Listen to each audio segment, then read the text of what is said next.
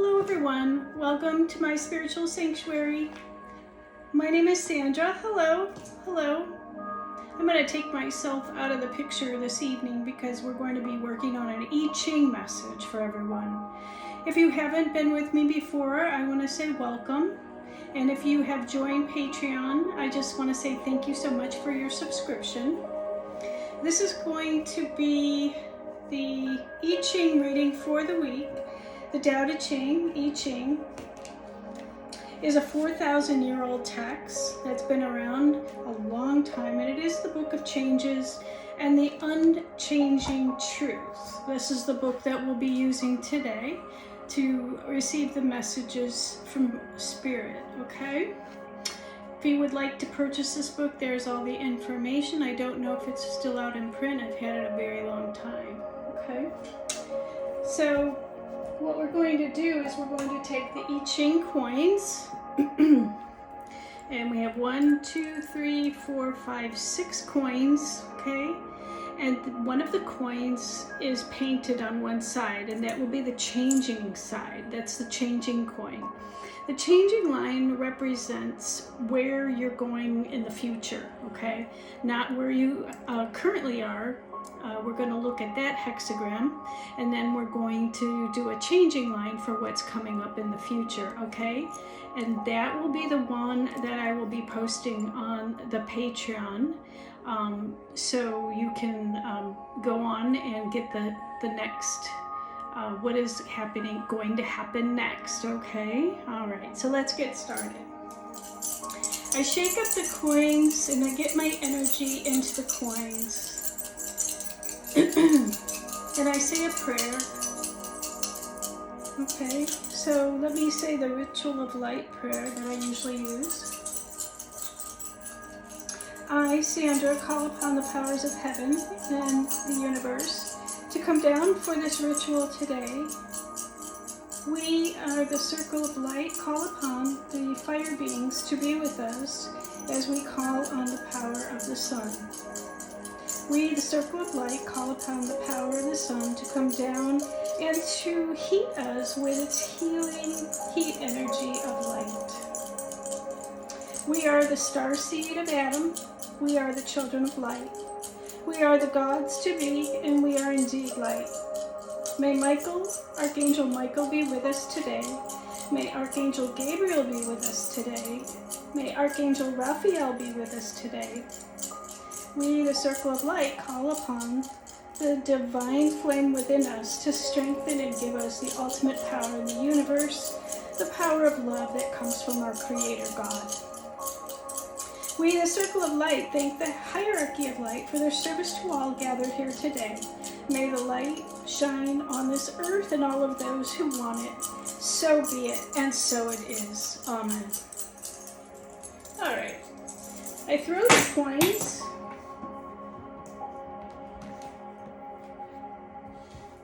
And I look at their configuration, and you can probably see that on the paper. This is the first one. This would be the second one. This would be the third one. And they would fall into the hexagram number 1 and hexagram number 2. Or I mean trigram, and trigram makes a hexagram. So, let's see. So we have a yin line here, a yang line here, another yin line here, a yin line here, a yin line here, and a yang line here, and this is our changing line, which will change to a yin line for the future, okay?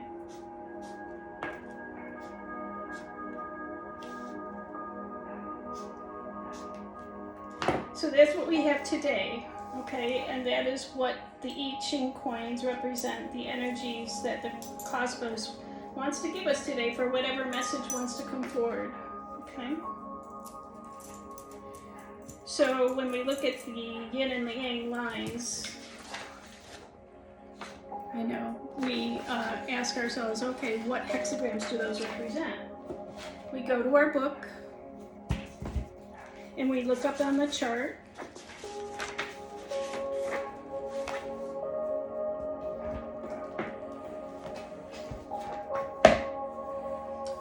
so the top is yin, yang, yin.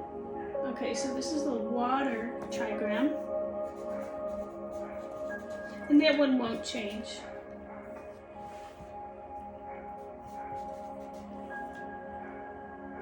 And then we look at the lower one, and that one is the yin, yin, yang line.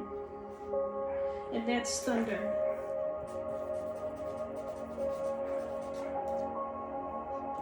And let's see here. So that one was thunder, and then all of the yin lines together is earth. And that's what it'll change to. So when we look at water together with thunder, we arrive at 3, hexagram 3. And when we look at water in relation to earth, 8 is what it will change to. Okay. All right, so let's look up the messages. We're going to look up those hexagrams today and see what the message is for us.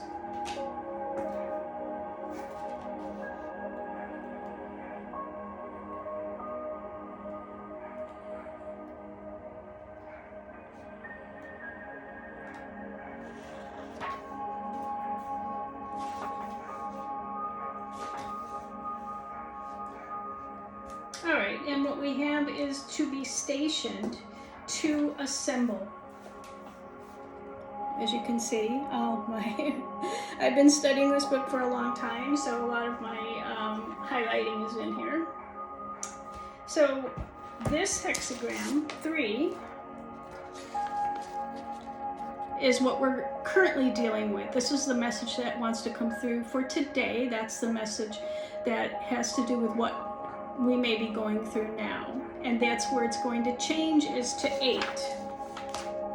Okay, so let's see. To be stationed and to assemble. The guidance with this one is be stationary and firm, do not move. It is helpful to establish leadership in a new community. In this hexagram, water is above thunder. Thunder indicates strong yang energy that pushes forward and is capable of breaking through obstructions. The upper trigram, Kan, water, symbolizes an abyss. Any premature movement by the yang energy is blocked, and the image of a stockpiling of energy or an assemblage of people is created. This is like water in a dam that is unable to move and therefore accumulates. Since movement in this situation will bring trouble, one can benefit by remaining stationary, gathering your energy and waiting for the situation to change. Thus, there will be no negative response. This hexagram is similar to Kan, number 29, the abyss, in which the trigram water is doubled. The obstruction in Kan is more serious, however, since it is already present and will not go away. In Shun, the blockage is ahead. It is a temporary situation which will change by itself. The only problem could come from an untimely mood brought about by impatience. For this reason, this hexagram advises one to be still while gathering energy and friends for a later move. When danger is present, one should maintain balance and adhere to correct principles. Okay, so that is our guidance, that is the message. So what it is saying is that it's not a really great time to move or take any movement of any kind, and that doesn't necessarily just mean a move in a location of a home. It refers to any move that you may be thinking about making. Do not make any moves right now, and that makes so much sense because we're in Mercury retrograde right now, okay, until the 28th of April. I mean, not April. Where'd April come from? Till August. Okay, so yeah, I wonder, maybe April things will start to move forward more. We'll see. But the thing is to remember is that a gathering is taking place of energy. So there's lessons to be learned by being stationary, by assembling with community and finding out what is going to be needed. And that makes so much sense right now in this world with everything that's going on in our world. right? Not a really great time to make any fast moves right now. It's definitely giving us the wisdom and the knowledge just to maintain our energy, review, revise, assemble, and be a part of a community that helps each other out and to create solutions to problems, not thinking that if you leave and make a rush decision to move forward and that's going to change things. No, it would create more issues and problems for you, okay? So that goes with jobs, relationships, anything that would move you in, if you're looking to an escape type situation, don't do it right now, okay? That's the message. So let's look and see what else wants to view. Now, the changing line is I would say, when we go from, we went from the top to the bottom, okay? So I'm going to say that it's line 6.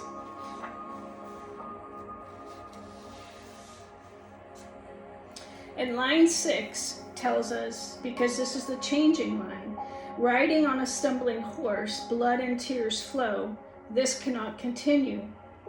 The top line does not respond to the third line and is isolated. The fifth line is limited and cannot be of any help. The difficulty seems insurmountable, thus continuing only leads to misfortune. The one way to survive this bad time is by cautiously and prudently changing oneself. Change does not come by sitting around crying. Okay, perfect. Exactly, taking responsibility. And I feel like the message that came through last night and the night before that, with the I-Ching cards that I use for my readings too, was that we should stay in place right now, okay, and not make any quick moves. Also, yesterday came through was, to do that inner work within us, to do that inner work and not look to your external environment to make your solutions, but to go within and start to take self-responsibility for those things that need to change, and then make those necessary changes right now, while you're in a pause, so to speak, moment, while you're in a stationary position, okay? So this is about self-cultivation. You may want to work on your northeast corner in your home. That's the self-cultivation area, right? So it's telling me that the yang energy is blocked right now. So there's a reason why that's happening. And that is about, yang energy is active energy. So the energy is more yin. So that's about just remaining still, calm, and receptive, and to receive the messages from the divine. And you can receive those messages clearer and easier when you're not in movement mode. Okay, that's when you're praying and meditating and waiting to receive. Practicing subtle virtue and attaining enlightenment are one and the same. When we do these things, we also learn them. And when we practice these things, we also nurture ourselves. And that's what we're being asked to do right now. The process is almost indivisible. However, it is necessary to keep a balance among the three. On the one hand, we should always be diligent about the cultivation of bodily fitness, healthy attitudes, and the correct practice of virtue and capability in our work. At the same time, we should put our cultivation to good use. Both sides of one's outlook and nature need to be balanced. This is the principle of cultivating oneself, or training spiritual students in the way of the Tao, okay? This development of our capability, integrity, and uprightness and efficiency comes from the constant work of cultivation. Without cultivation, one never has the chance to reflect on what one's life has been. Oh, that makes sense. So self-cultivation shows you who you really are. If you don't take the chance to correct or to improve yourself, you're going to just stay undeveloped and you'll stay the same level while the world just will pass you by, okay? But with daily practice over many years, you're going to learn the details, the breathing, and the corresponding internal energy movements. Many people spend a lifetime practicing, but it never benefits them. What matters most is the internal work. Tai Chi is not limited to superficial movement. Self-cultivation is also one way to deepen your capacity for appreciation. The highest appreciation is the appreciation of nature's simplicity and plainness. If you have not developed the capability of deep appreciation, then your life runs down wrong alleys. Everything loses its real meaning, including your personal life. So to lose the meaning of your personal life is very dangerous.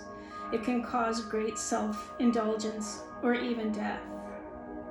So in the way of the universal way of life, work is very important. Before you reach enlightenment, you should use all your energy to break through this darkness. This is the pursuit of enlightenment. Because you are not enlightened, you live in darkness. Beginners often think they are enlightened, but the teachings of the great masters and spiritual books are usually completely beyond the ones who claim to understand them. This is like taking the tusks of an ancient elephant, so rare, valuable, and beautiful, and putting them on a dog's mouth. The dog is still a dog. You can read all the great works of the ancient masters, but without enlightenment, without doing the work, you are exactly the same.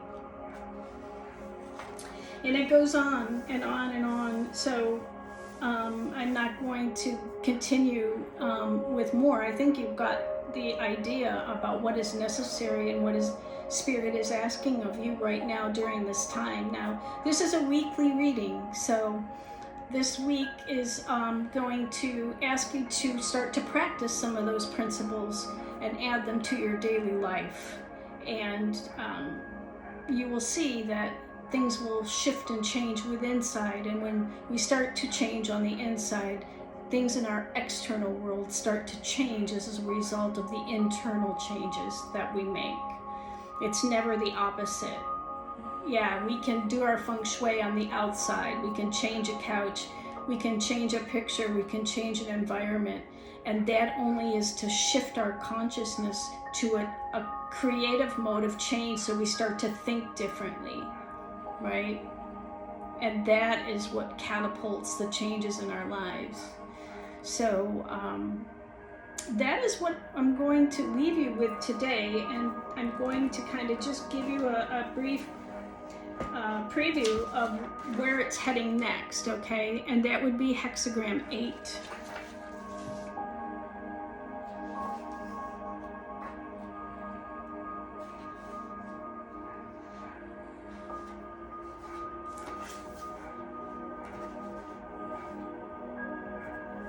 Okay, Hexagram 8 is fellowship, guidance, fellowship, good fortune. Be cautious, content, and upright. The undecided will join and follow. The lofty will lose the opportunity and thus be isolated. Okay, and there's more. And so what I would like you to do next is to join me on Patreon, where we'll talk about Hexagram 8 and all of the wisdom of what is coming, okay? And we can't really put a timeline on that. It's all about energy. So, you know, we may get some clues about when that's going to happen, but I won't know for sure. We won't know for sure until the energy shifts and changes and the lessons are learned in the stationary pause that you're being asked to do, okay? So I hope that was helpful for everybody today, and I hope that you enjoyed the I-Ching message today. And if you want to do further research, you know, look up Hexagram 3 over the internet and see what else you can find. that may be of, you know, some help to you in your time of need, or just because you're curious and you want to know more, okay? So I'll see you over on Patreon, and the link is below for all new subscribers. Go ahead, please, you know, just click the link and go over there and subscribe to the membership channel, and there's a lot more goodies over there for you, okay? So until we meet again for the next I-Ching reading next week, I will just leave you there, and I wish everybody much love and light. Namaste.